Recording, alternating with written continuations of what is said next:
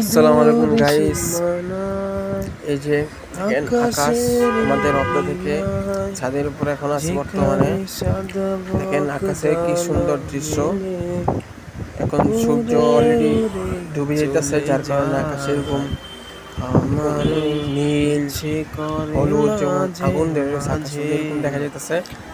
এই যে আমাদের অবদা ড্রাইভার অবস্থান রোড, এই সাথে যে অবদা রেড ট্রেনের আন্ডারে এই অবদাটা এখানেই সুন্দর। প্রতি বিকালে আপনার মনে করেন অনেক ধরনের সুন্দর সুন্দর আকাশ, এরকম অনেক ধরনের রঙের অনেক কিছু দেখা যায় এই আকাশে, অনেক ভালো লাগে। প্রতিদিন বিকালে এখানে এসে বসে থাকি, আকাশের দিকে তাকিয়ে খুব ভালো লাগে।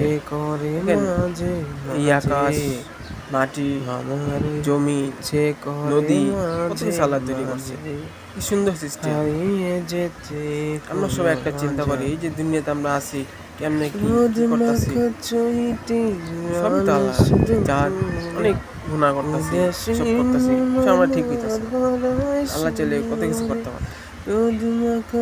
দেখেন দুনিয়াটা ফিতনা বর্তমানে শুরু হয়ে গেছে, অনেক ফিতনা চলতেছে।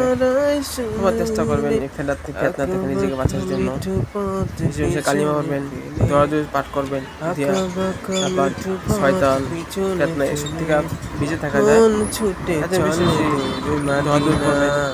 নবী যেসব আমল বলে দিয়ে গেছে সে আমল করার চেষ্টা করবেন, নামাজ পড়বেন, আল্লাহ দেখবেন সব ফিতনা থেকে বুঝতে পারবেন।